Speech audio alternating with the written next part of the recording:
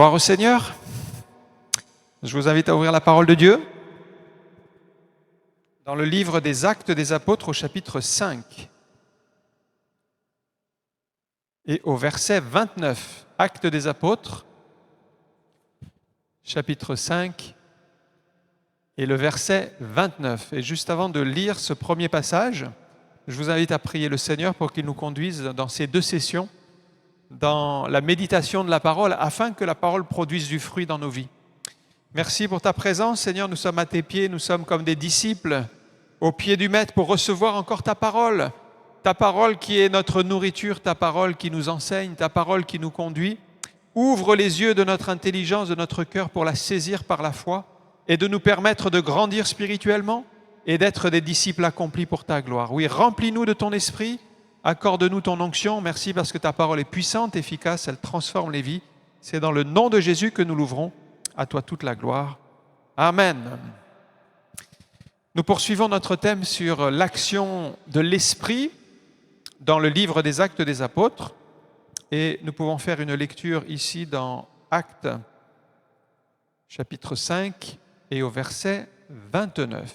Pierre et les apôtres répondirent : « Il faut obéir à Dieu plutôt qu'aux hommes. Le Dieu de nos pères a ressuscité Jésus que vous avez tué en le pendant au bois. Dieu l'a élevé par sa droite comme prince et sauveur pour donner à Israël la repentance et le pardon des péchés.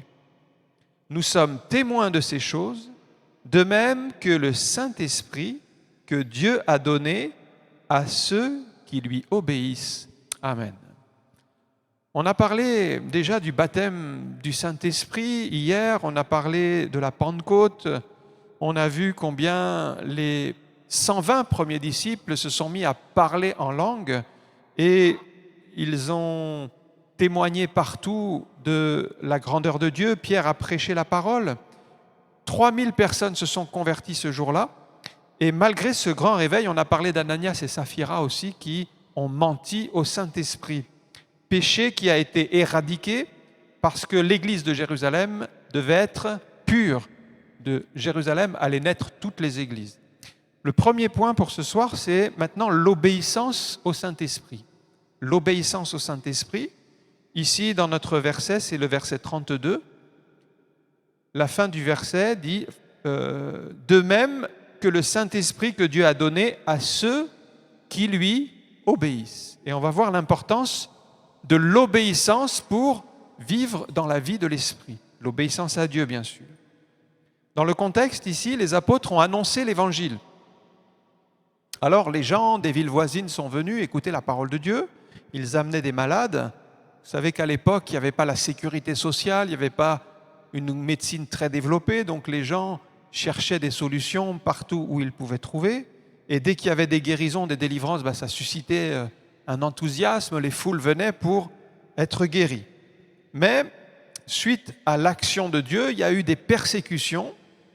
Et les Juifs étaient jaloux. Alors ils ont mis en prison les apôtres. Et c'est une réalité spirituelle que si vous faites la volonté de Dieu, il y a des bénédictions qui arrivent. Mais à cause de ces bénédictions, ça suscite de la jalousie, ça suscite de la persécution, ça suscite de l'opposition. Peut-être dans votre propre famille, ça va susciter des jalousies qui vont faire que vous allez être rejetés. Eh bien ça, c'est quelque chose que nous devons accepter. La Bible parle de Moïse qui a préféré porter l'opprobre de Christ plutôt que d'avoir les trésors de l'Égypte. Ça veut dire quoi l'opprobre de Christ ? C'est la honte, la souffrance, le rejet que l'on peut supporter en tant que chrétien. Mais il a préféré porter cet opprobre plutôt que la gloire de ce monde. Eh bien, nous sommes disciples, nous préférons porter notre croix, suivre Christ, avoir son opprobre, mais être dans la volonté de Dieu. Alors ils ont été persécutés parce qu'ils étaient jaloux, ils ont été jetés en prison. 2 Timothée chapitre 3 verset 12, ce verset dit « Or, tous ceux qui veulent vivre pieusement en Jésus-Christ seront bénis, seront aimés des hommes, seront persécutés. » C'est la fin du verset qu'on n'aime pas trop. seront persécutés. Mais c'est la réalité spirituelle. C'est-à-dire que plus vous allez faire la volonté des hommes, plus il y aura une forme d'opposition. Mais rassurez-vous, frères et sœurs, c'est que le Seigneur nous donnera la force de traverser cette opposition et il nous gardera. Jésus dit même, quand vous serez accusés, qu'on vous livrera aux tribunaux, ne vous inquiétez pas de ce que vous aurez à dire, car cela vous sera donné par le Saint-Esprit à l'heure même. Donc vous voyez qu'il y a quand même la protection et la conduite du Saint-Esprit. Donc la parole de Dieu va susciter de l'opposition. Vous savez, quand on témoigne, quand on sème la parole de Dieu, l'ennemi n'est pas content. Vous connaissez la parabole du semeur. La parabole du semeur qui dit qu'il y a une partie des graines qui vont tomber le long du chemin. Donc ces graines ne pénètrent pas dans la terre. Mais qu'est-ce qui se passe pour ces grains de blé? Les oiseaux viennent et enlèvent la semence avant qu'elle ne pénètre dans la terre. Pourquoi? Et la Bible précise, Satan sait qu'il a peu de temps. Il a peu de temps parce que si ces grains pénètrent en terre, ça va produire du fruit et des vies vont être transformées. Et ça, il n'en veut pas. Et c'est pour ça qu'il y a un combat, c'est qu'il s'oppose à la parole de Dieu. Donc un ange va venir délivrer les apôtres de la prison. Ça, c'est la grâce de Dieu. Et en prison, effectivement, quand on passe par la prison, on ne peut rien faire. Ils auraient pu se plaindre, ils auraient pu se lamenter, se dire on est victime, c'est plus la peine de servir le Seigneur.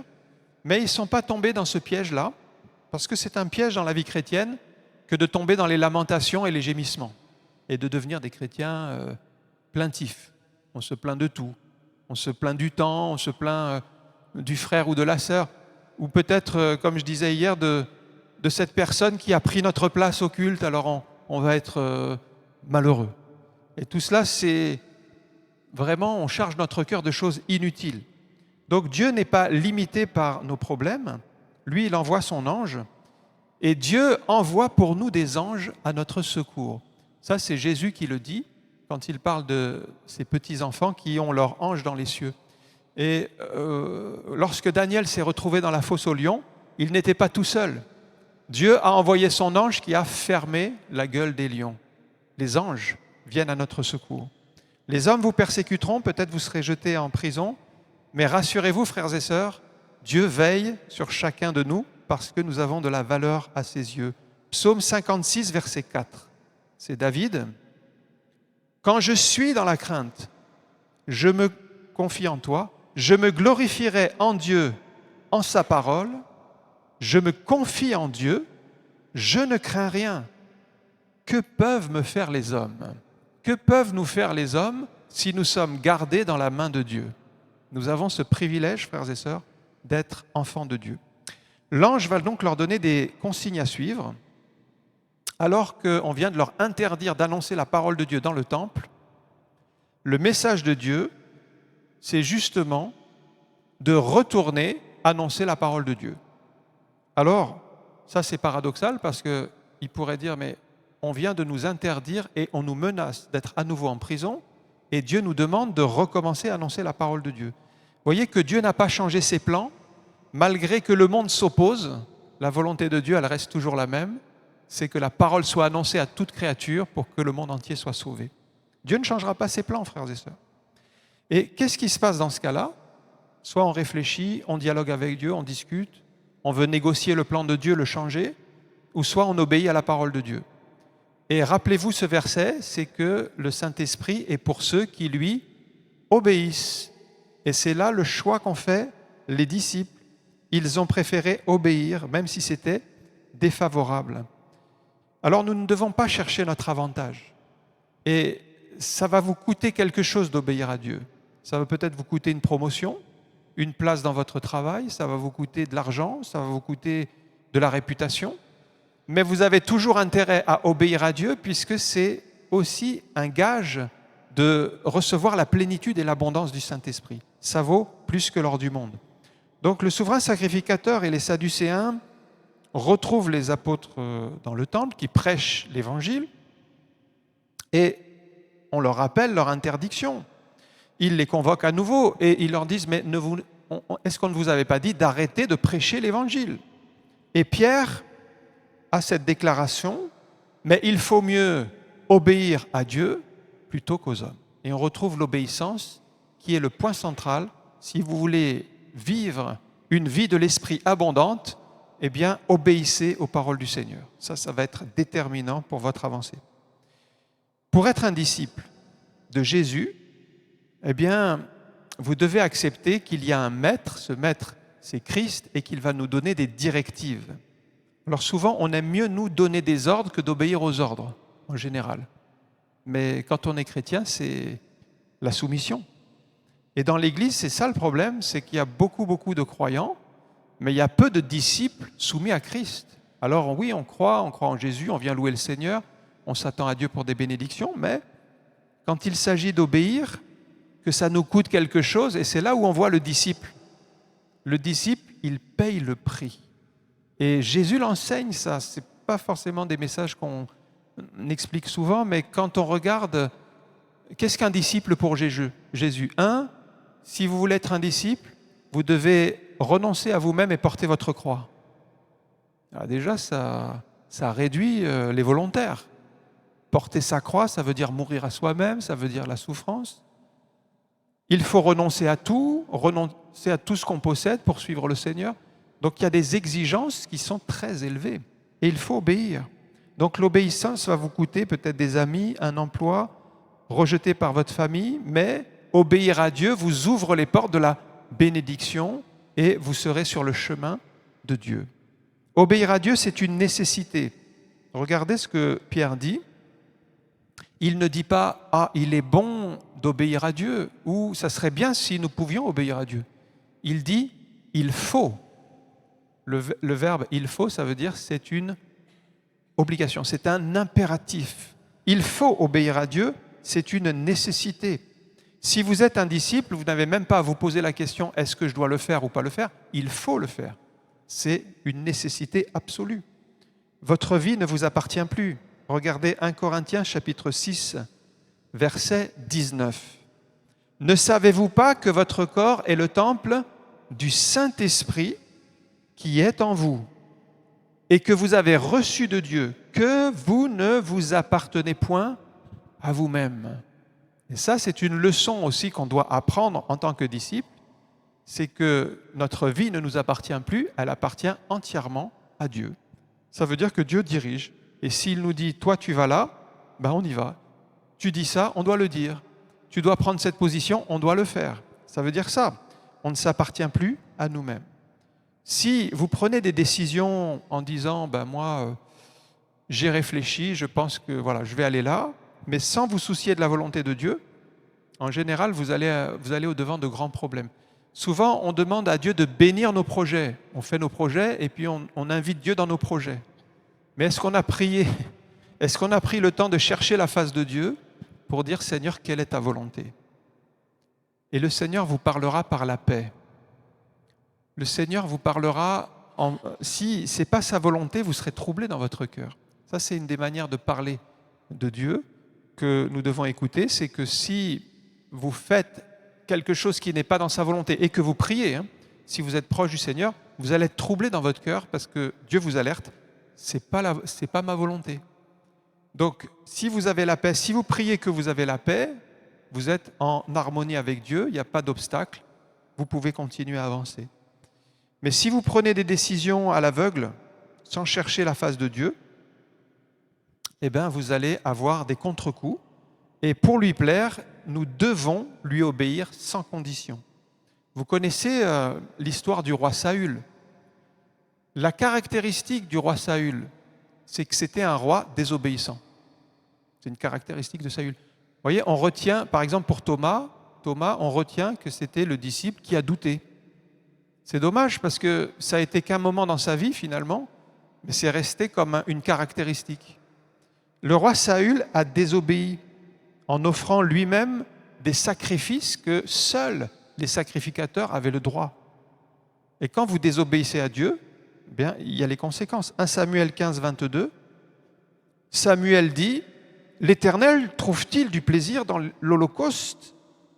Les holocaustes et les sacrifices, parce que Saül venait d'offrir des sacrifices d'animaux pour honorer Dieu. Sauf qu'il était roi et que les rois n'avaient pas le droit d'offrir des sacrifices. C'était les sacrificateurs. Donc on voit qu'il a désobéi. Alors il dit, est-ce que Dieu va aimer les sacrifices, les holocaustes, comme dans l'obéissance à la voix de l'Éternel? Voici, l'obéissance vaut mieux que les sacrifices et l'observation de sa parole vaut mieux que la graisse des béliers.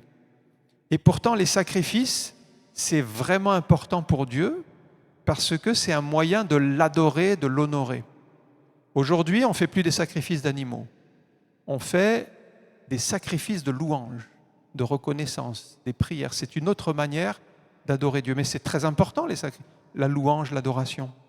Mais Dieu, manifestement, place au-dessus de la louange et de l'adoration l'obéissance à sa parole. C'est plus important encore parce que quelqu'un qui adore et qui loue, mais qui désobéit à Dieu, vous voyez, ces louanges, en fait, elles ne vont pas monter vers le trône de Dieu, elles ne vont pas être agréées de Dieu, ça va être juste une louange superficielle. Il ne faut pas qu'on tombe dans l'apparence et la superficialité. Il faut faire attention au mimétisme dans l'Église. Le mimétisme, ça consiste à faire comme les autres, sans avoir la réalité intérieure. Donc vous allez commencer à faire les mêmes prières, à louer le Seigneur, tout en ayant dans votre vie des choses qui ne sont pas réglées. C'est du mimétisme. Et ce genre de prière, alors ça peut être... Moi j'ai vu ça dans certaines églises, des gens qui faisaient des déclarations dans les cultes, on pourrait dire « Ah, qu'est-ce qu'il est spirituel !» Mais en réalité, vous le voyez en colère à la sortie du culte, il se dispute avec sa femme, il est plein de problèmes parce qu'il n'a pas réglé des choses dans son cœur avec Dieu. Ça, c'est du mimétisme. On essaye de faire comme les autres, mais on n'a pas la réalité intérieure. Ça ne plaît pas à Dieu.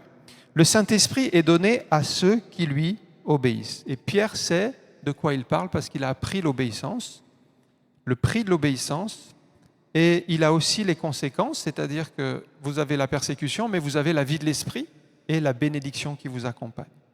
La promesse est pour tous ceux qui lui obéissent. Maintenant, si vous n'obéissez pas à Dieu, il y a des avertissements, c'est que vous ne pourrez pas prendre de victoire sur l'adversaire.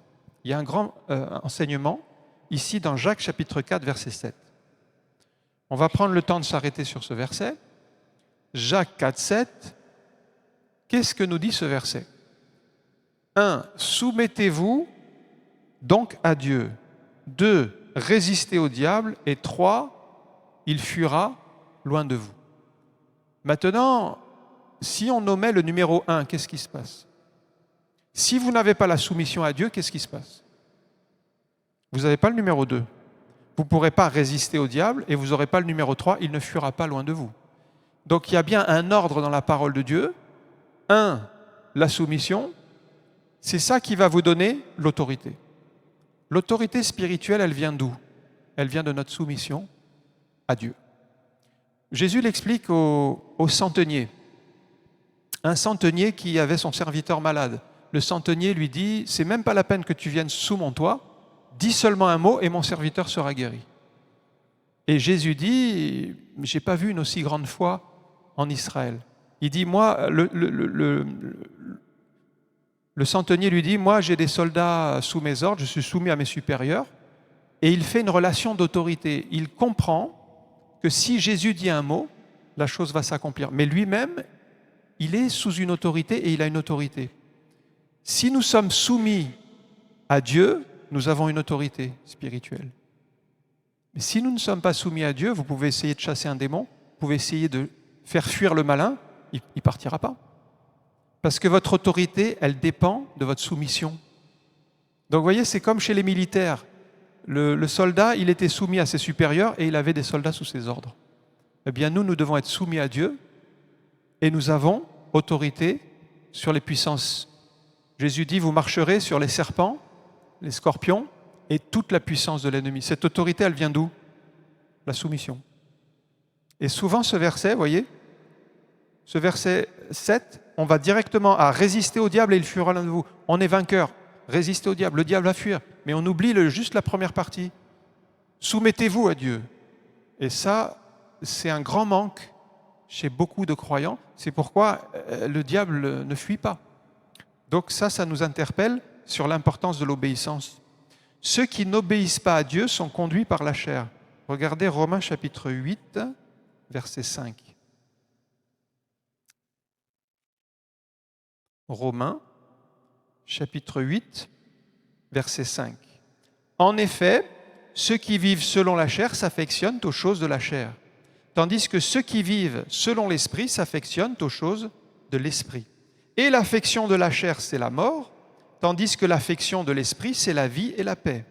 Car l'affection de la chair est inimitié contre Dieu, parce qu'elle ne se soumet pas à la loi de Dieu et qu'elle ne le peut même pas. Or, ceux qui vivent selon la chair ne sauraient plaire à Dieu. Elle ne se soumet pas. La chair ne se soumet pas. C'est pourquoi si vous êtes un chrétien charnel, si vous marchez selon la chair, vous ne pourrez pas vous soumettre à la volonté de Dieu. Il faut d'abord crucifier la chair. Qui est-ce qui doit crucifier la chair d'après vous? C'est nous-mêmes. C'est-à-dire que Dieu ne va pas le faire à notre place. Il y a des choses qui nous sont demandées, c'est crucifier la chair. Ça, c'est quelque chose qui nous incombe. Donc, on doit le faire. Et si on ne le fait pas, alors on ne pourra pas se soumettre à Dieu parce que la chair résiste. La chair, elle n'aime pas prier. La chair, elle n'aime pas jeûner. Imaginez, on organise un temps de jeûne et prière. De suite, il va y avoir une sorte de rejet. Parce que l'idée de ne pas manger, la chair n'aime pas. Donc si elle n'est pas crucifiée, vous allez trouver 1001 raisons pour ne pas jeûner. Vous voyez, la chair, il faut la crucifier. Parce qu'au contraire, l'esprit, il aime la prière, l'esprit, il aime le jeûne, l'esprit, il aime la consécration. Mais la chair, elle n'aime pas tout ça. Donc, Paul explique ici qu'il y a deux choix dans la vie chrétienne.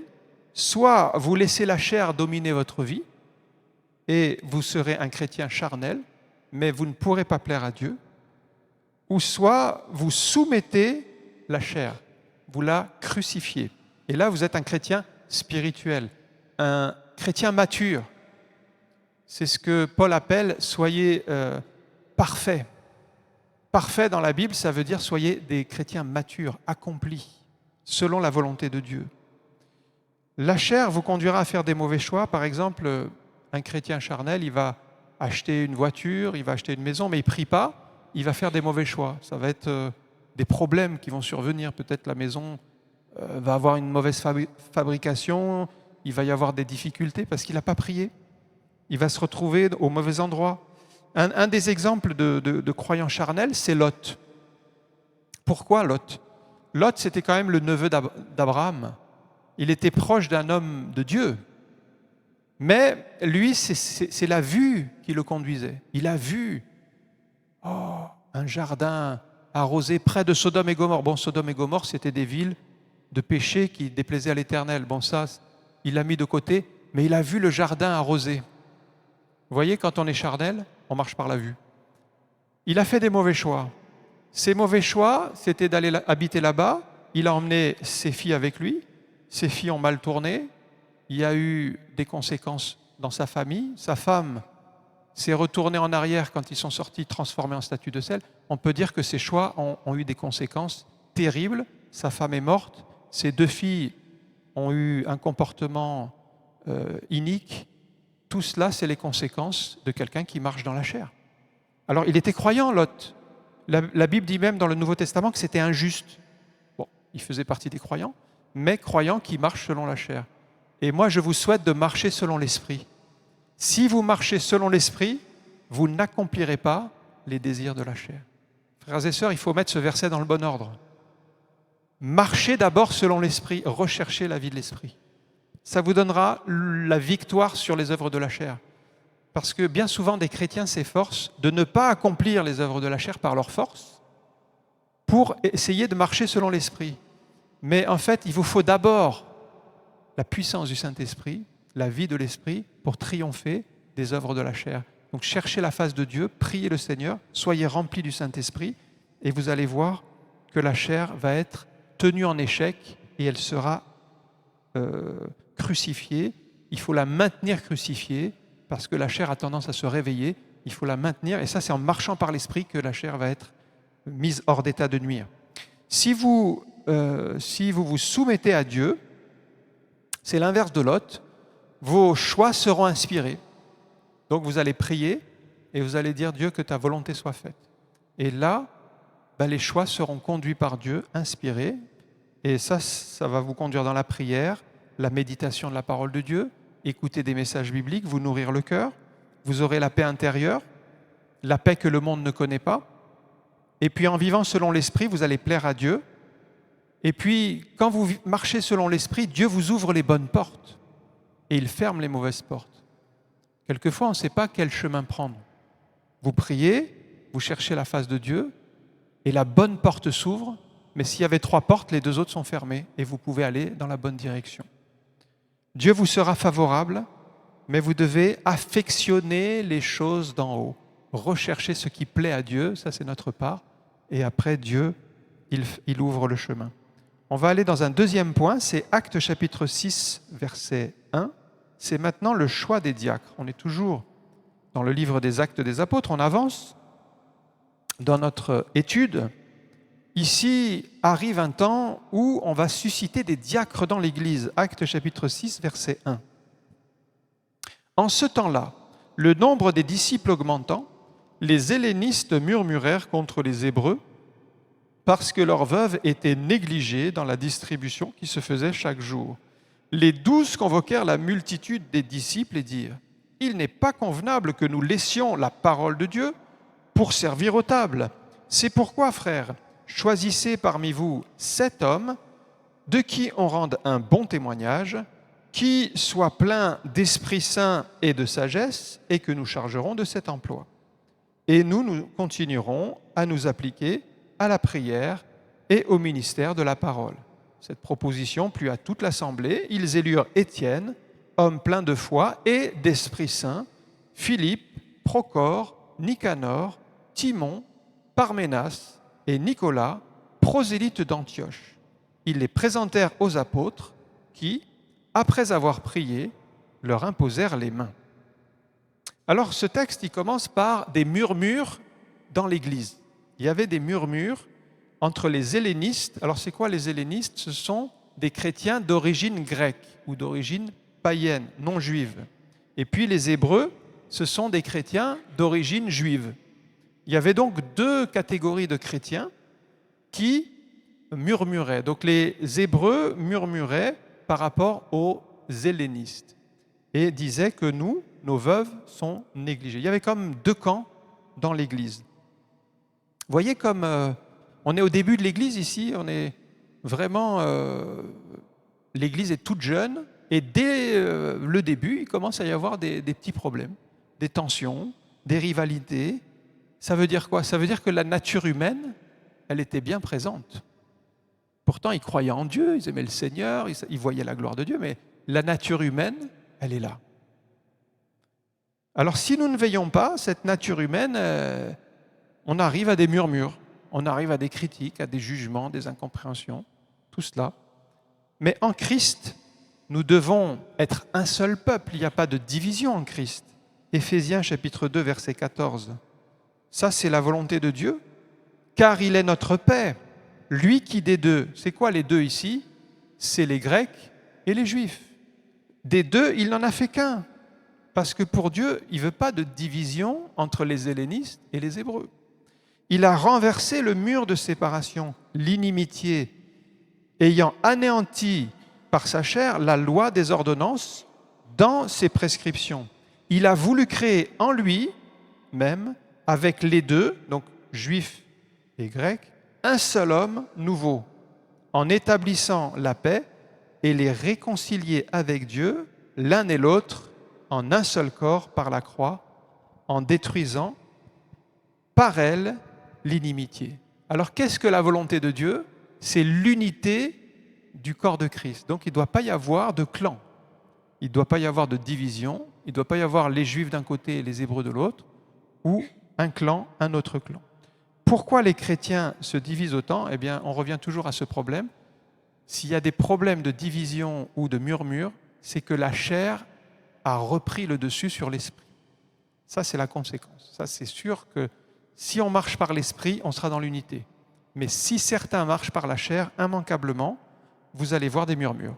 Vous allez voir des gens qui critiquent, qui sont soupçonneux, qui vont mal interpréter un regard. Ah, il ne m'a pas dit bonjour, ça veut dire qu'il ne m'aime pas, ou ça veut dire qu'il parle contre moi. Vous voyez, on est suspicieux.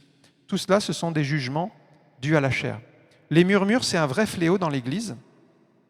Et il faut savoir que le diable, en fait, c'est comme un feu, les murmures, et le diable, il alimente ce feu. Et il aime voir des églises où il y a du murmure, où il y a des clans, parce que l'Église est affaiblie. Quand vous murmurez, l'Église est affaiblie parce qu'elle perd son unité. L'unité, c'est une force. Elle ne s'occupe plus de l'essentiel, mais elle va se diviser. Au lieu de combattre l'ennemi, les chrétiens se combattent les uns les autres. Elle ne s'occupe plus de l'essentiel, elle se perd dans les querelles. Alors vous allez dire, oui, mais ça c'était autrefois. Mais regardez dans l'église de Corinthe, qu'est-ce que Paul dit? Dans cette même église, il y avait des partis. Certains disaient, moi je suis de Paul. D'autres disaient, moi je suis d'Apollos. D'autres disaient, moi je suis de Céphas, c'est-à-dire Pierre. D'autres disaient, moi je suis de Christ. Il y avait déjà quatre clans dans la même église. Et ça ne plaisait pas à Dieu. Et Paul reprend cette église de Corinthe pour qu'ils reviennent à l'unité. Au contraire, le Saint-Esprit produit l'unité. Et la bonne nouvelle, frères et sœurs, c'est que si nous cherchons à être remplis de l'Esprit, nous allons être unis les uns et les autres dans un seul corps, une seule famille, une seule église qui sera dans le même esprit. Et ça, c'est la volonté de Dieu. La volonté de Dieu, c'est une église unie. La solution des apôtres, c'est qu'ils veulent, dans ce problème avec les veuves qui sont négligées dans le service, dans Acte 6, la solution, c'est d'abord, de conserver leur ministère, c'est-à-dire la parole et la prière. Donc il fallait que les apôtres consacrent du temps à chercher la face de Dieu. Ils ne pouvaient pas délaisser cet objectif et aller eux-mêmes faire ce service. Donc cela montre les priorités et que dans l'Église, on doit conserver cette vision que pour les ministères, que ce soit les apôtres ici, c'était les pasteurs, les responsables spirituels, ils doivent se consacrer à la parole et à la prière. Certaines églises ont dévié en passant la parole, la prière en second plan, en accent sur les œuvres sociales, par exemple. C'est très bien de faire des œuvres sociales. Mais l'axe principal pour le ministère, c'est la parole et la prière. Certains vont axer sur les concerts de louanges, par exemple. Ils vont développer énormément ce type d'activité, mais le principal, c'est la parole et la prière. Si on dévie de ce socle de base, en fait, les églises vont devenir un petit peu comme des associations. Il y a des associations où il y a des concerts, il y a des associations où il y a des activités sociales. Et la première mission de l'Église, c'est la parole et la prière. Donc, elles ont tenu bon dans ce domaine, elles n'ont pas dévié. Et l'institution des diacres va venir aider les apôtres à faire ce qu'ils ne pouvaient plus faire. Il y a 2 caractéristiques pour les diacres. Donc, les diacres vont être nommés. Il fallait, 1, qu'ils aient un bon témoignage, et 2, qu'ils soient pleins d'Esprit Saint et de sagesse. Avoir un bon témoignage, parce qu'il ne suffit pas de croire en Jésus, c'est bien, on croit en Jésus, on est déjà enfant de Dieu. Mais il faut que notre vie soit en conformité avec la parole de Dieu. Et ça, souvent, il y a un décalage. Il y a des gens qui se disent chrétiens, mais ils vivent en concubinage. Il faut déjà régler ça. Il faut que notre vie soit en ordre. Si on n'a pas ce bon témoignage, comment on pourrait être diacre? Comment on pourrait servir dans l'Église? Donc aujourd'hui, la plupart des gens définissent leurs propres critères de ce que c'est un bon témoignage. Mais nous devons revenir à la parole de Dieu. Et un bon témoignage, c'est de mettre notre vie en ordre par rapport au conseil de Dieu. Et puis, deuxièmement, être plein d'Esprit Saint et de sagesse. Et remarquez ici, c'est intéressant parce que c'est un service pratique, les diacres. C'est la distribution aux tables, la distribution de la nourriture. C'était une œuvre pratique. Mais la condition, c'était d'être rempli du Saint-Esprit. Même pour les tâches pratiques, il fallait être spirituel. Pourquoi c'est important? Parce que si vous êtes un chrétien charnel et que vous faites un service pratique, vous allez amener de la discorde dans votre service, dans votre équipe. Ça va être nuisible en fait. Donc c'était important que toutes les équipes soient dans un même esprit et visitées, remplies du Saint-Esprit pour ne pas tomber, par exemple, le chrétien charnel, il va amener des jugements, des critiques, des condamnations, et puis ça va infecter son groupe. Donc c'était important de veiller à cela. Et nous avons encore besoin de diacres aujourd'hui. Alors des fois on ne les appelle pas diacres vraiment à cause de l'influence du catholicisme, qui parle des évêques et des diacres. Alors nous on parlera de service, des serviteurs, des servantes, mais ce sont des responsables de tout l'aspect pratique de l'Église qui servent à côté des anciens, qui vont toucher aux tâches administratives, qui vont toucher aux tâches sociales, qui vont toucher aux tâches pratiques de la vie de l'Église, mais qui doivent être remplis du Saint-Esprit parce que même ces œuvres pratiques vont produire un fruit spirituel. Et c'est très complémentaire de l'annonce de la parole de Dieu, de la prière. Le service pratique est très complémentaire et va être utile dans l'œuvre de Dieu. Un dernier point, c'est maintenant Étienne, qui est un des 7 premiers diacres, qui va être connu pour sa foi et sa piété. Étienne, son témoignage est intéressant parce qu'il a été choisi parce qu'il donnait un bon témoignage et qu'il était plein d'Esprit Saint. Et nous devons encore aujourd'hui donner ce bon témoignage, c'est-à-dire avoir une vie en conformité avec la parole de Dieu, mais par exemple être poli, être ponctuel, arriver à l'heure aux réunions, par exemple. Ça, c'est un bon témoignage. Amen. Emmanuel est d'accord. Alors, c'est un vrai fléau à Toulouse. On a des gens qui arrivent en cours de culte, vous voyez, comme ça. C'est pas un bon témoignage. Alors, j'ai mis quelque chose en place parce que nous, on fait des réunions de formation de disciples le dimanche après-midi et on a des tests à chaque fois sur les leçons qu'il faut apprendre pour le jour. Et j'ai rajouté un point, j'ai mis le point ponctualité, un point bonus. Et vous savez ce qui se passe ? Tout le monde est à l'heure. Vous y croyez même pas, tellement c'est énorme. Tout le monde est à l'heure. Mais tout le monde est à l'heure pour un point. Alors que c'est tellement important d'être à l'heure pour Dieu. J'ai même vu des étudiants arriver en courant. Ils arrivent dans la salle, ils sont en sueur, c'est pour leur point bonus. Juste pour un point. Alors que les mêmes pour arriver au culte, ils n'ont pas la même motivation. Vous comprenez ? Donc on devrait plus être motivé pour venir pour honorer Dieu, être à l'heure pour Dieu, que pour un point. Qu'est-ce que c'est qu'un point ? Ça n'a pas de valeur. Donc ce qui est important, c'est d'honorer Dieu. Ça, c'est un bon témoignage. Éphésiens, chapitre 4, verset 32. « Soyez bons les uns envers les autres, compatissants, vous pardonnant réciproquement comme Dieu vous a pardonné en Christ. » Ça, c'est un bon témoignage. Quelqu'un qui est bon, quelqu'un qui pardonne, quelqu'un qui aime, qui est compatissant. Alors regardez les versets 8, toujours dans Acte 6, les versets 8 à 10. Étienne vivait dans la puissance du Saint-Esprit. Étienne, plein de grâce et de puissance, faisait des prodiges et de grands miracles parmi le peuple. Quelques membres de la synagogue dite des Affranchis, et celle de Cyrénéens, et celle des Alexandrins, avec des Juifs de Cilicie et d'Asie, se mirent à discuter avec lui, mais ils ne pouvaient résister à sa sagesse et à l'esprit par lequel il parlait. Voilà quelqu'un qui est rempli de grâce et de puissance. Et la source de cette autorité, c'est sa relation avec Dieu. Plus vous allez développer une relation avec Dieu, plus vous allez être comme Étienne, plein de grâce et de puissance. Sa proximité avec Dieu débouche sur une onction spirituelle. Les Juifs s'unissent pour le piéger. Ceux qui s'opposent à l'Évangile vont toujours s'accorder pour le mal, pour vous nuire. Hérode et Pilate se sont ligués contre Jésus. Mais la Bible dit qu'il ne pouvait résister à sa sagesse et à ses paroles inspirées. Et si vous êtes remplis du Saint-Esprit, Dieu va vous donner une sagesse que le monde ne connaît pas. C'est la sagesse d'en haut. Regardez Jacques 3,15. Cette sagesse n'est point celle qui vient d'en haut, mais elle est terrestre, charnelle, diabolique. Ça, c'est la sagesse des hommes. Elle est terrestre, charnelle, diabolique. Frères et sœurs, si vous cherchez la vie de l'esprit, vous recevrez une autre sagesse que le monde ne connaît pas. La sagesse, c'est la philosophie.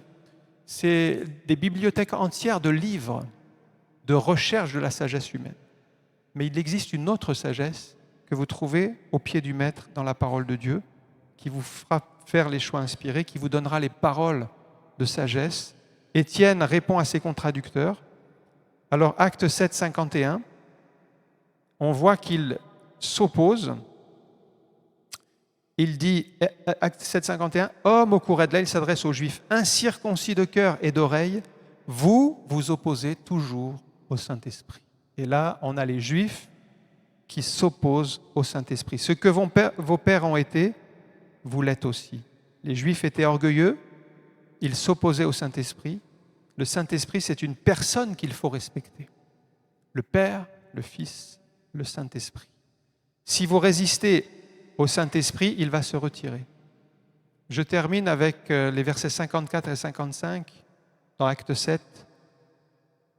Vous êtes ici à la fin du discours d'Étienne.